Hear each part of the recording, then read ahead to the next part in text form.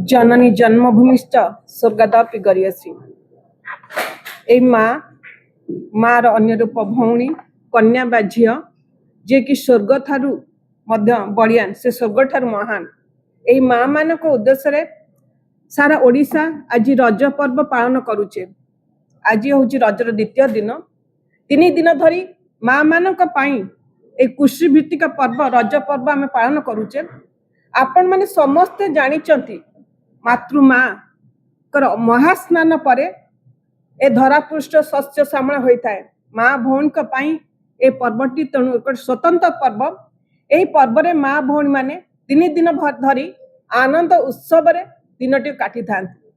आज भौणी इप्सिता भारती तथा जो आलोचना करिगले अत्यंत दुख एवं परितापर कथा आमर महामहिम राष्ट्रपति भारत वर्षर प्रथम नागरिक जे जड़े माँ अत्यंत सरल सुंदर आपण अनुसूचित जनजाति संप्रदायर माँ जहाँ आम गर्व अनुभव करूँ। ओडिशा रे से माँ को एरिया रे रायरंगपुर जो भाव ना बालिका को यौन निर्यातना दिगला गैंग रेप करागला अत्यंत दुख एवं लज्जार कथा।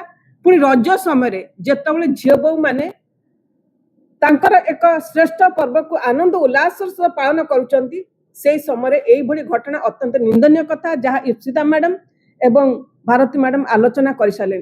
किंतु मु कहिबी यही जो घटना घटुची कहीं बारंबार घटना घटुची जहाँ आपणकर पुरी कथा कहतु बलंगा कथा कहतु निमापड़ा कथा कहतु बालेश्वर कथा कहतु भुवनेश्वर कथा कहतु रायगड़ा कथा कहतु आज रायरंगपुर घटुची कहीं ये घटना बारंबार होउची। सेतिपई सरकार कहीं सचेतन नुहति। गोटे महिला विभाग मध्य गोटे महिलाटी रही मंत्री होती। साधारणतः आपण मैंने जानिचंती जे गोटे जत निर्भया थिला निर्भया घटना घटीला निर्भया फंड गोटे रही। यही निर्भया फंड रे मध्य सबु पुलिस विभाग को स्कूटी दिया जायछि गाड़ी दिया जायछि। से क्षेत्र मध्य लक्ष लक्ष टंका मध्य आसुची भारत सरकार ठारू। ताहाले निर्भया फंड रे जो माने स्कूटी बा बाइक व्यवहार करुचंती से रोड रोमियो मान को धरिबा कथा से माने कौन करुचंती से स्कूटी कुआडे गला काहेकि खत खाउची काहेकि पब्लिक रे ए माने स्कूटी धरी बुलु नांती काहेकि नजर रखु नांती। आ गोटे कथा कहिबी झियो बहु मानकू सचेतन करबा पई आपनकर जे ना बालिका पिला मानकू स्कूल कॉलेज रे जो माने पाठ पढुचन तांकू मते सचेतन करबा पई कोउटा ठीक कोउटा भूल से मानकू सेक्सुअल हरासमेंट करा गले बा कोन कले पिला माने छोट पिला माने बुझी पारंती नै जो ना बालिका कथा कहउचंती बा अनेक पिला छोट पिला अछन आपनकर नजर आसीची आपण माने जानिचंती से माने जानंती नी गुड टच कोन बैड टच कोन काहे कि से मानकू स्कूल अवेयरनेस करा जाउनी काहे कि कॉलेज से मानकू ताक विषय रे कुआ जाउनी भल कौन मंद कौन किभली भाव में समाज रे आगो को बढ़िबे से विषय सफिशिएंट फंड थिले मते ताको काहे विनियोग करा जाउनी। मु लीगल पॉइंट गुडे उठाउची कारण आपनकर सामाजिक तत्व गुडे मो दी भौणी कहि सारिचंती।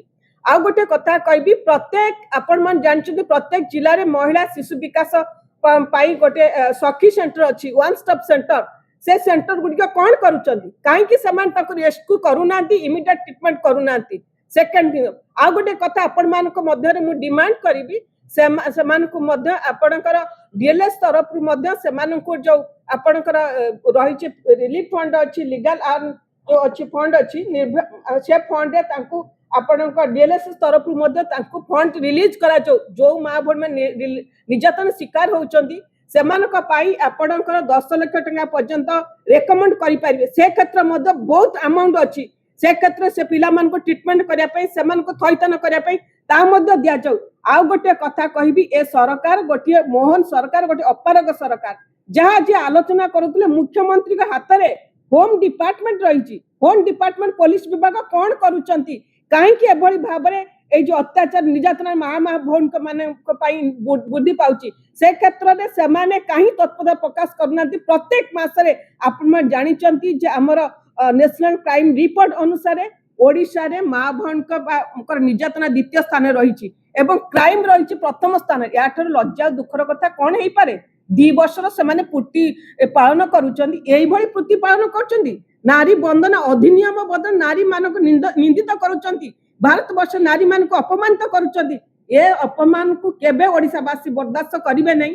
ओडिशावासी निश्चित भाव में आगामी दिन से जवाब देबे, किंतु जे पर्यंत से महिला मान को सुरक्षित न रखिछंदी, महिला मान को स्वतंत्र व्यवस्था न कराई फास्ट ट्रैक कोर्ट कथा कहबी। आपण मान देखंतु प्रत्येक जिल्ला रे प्रत्येक ब्लॉक रे फास्ट ट्रैक कोर्ट होबा कथा व्यवस्था करा जाइछ नवीन सरकार रे।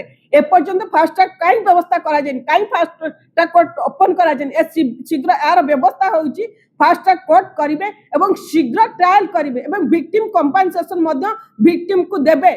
एई भली व्यवस्था कले निश्चित भाव में गोटे सुधार आसबो।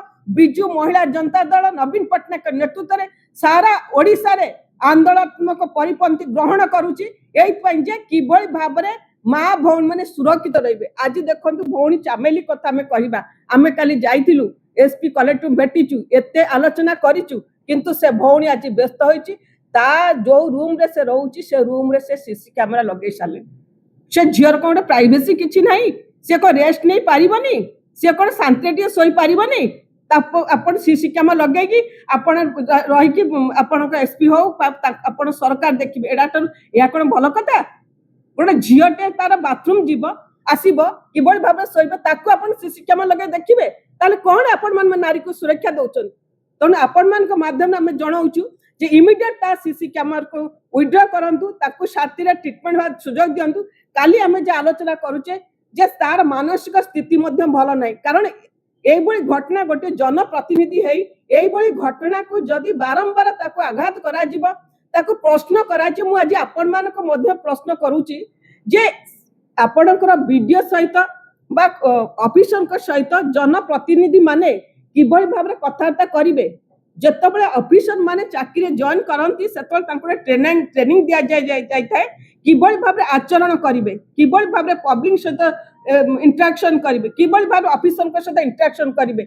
सेमिति किछि करिसंती कि ए सरकार जेतबेले आसिले, एमाने तो नुआ आसिले 24 वर्ष पर नुआ सब बीजेडी सरकार पर नुआ आसी किसी पब्लिक रिप्रेजेंटेटिव जो मान रही सरपंच नवीन जिला परिषद मेंबर से किभली भाव इंटरेक्शन करेंगे ऑफिसर सहित, किभली भाव तांकर डिमांड उपस्थापन करेंगे ता किछि करचंदी व्यवस्था कि ता किछि करिना। तेणु आज जो भली भाव में से आक्षेप करुचंती माँ भौणी बा समाज क्षेत्र जो भाव घृण्य परिस्थिति सृष्टि करिसंती, आमे ताकू निंदा करूचु। बिजू महिला जनता दल केबे भी माँ भौणी मान को हैरान कले, निंदित कले, अपमानित कले, माँ भौणी को निर्यातन देले, केबे आमे तांको क्षमा दबुनी। ओडिशावासी तांको केबे क्षमा देबेनी। आमे ए आंदोलन तो परिपंथी ग्रहण करी आमे मध्य माँ भौणी मान को सचेतन करिबु, गाँ गहली रे आमे बुलिबु, समस्त को जनइबे जे किभली भाव में माँ भौणी माने सुरक्षित रहिबे, निज अधिकार पाई किभली लड़ाई करि परिबे। बिजू महिला जनता दल सबुले सेमानक सहित रहिछि एवं आमे मध्य आपण मानक मध्य निवेदन करूछु जे ए सरकार सचेतन हो जातु। मोहन सरकार माँ भौणी मान को सम्मान दियंतु, माँ भौणी मान को सुरक्षित रखंतु। निश्चित नहले आगामी दिन में ए सरकार निश्चित भाव में विलय घटिबो। धन्यवाद।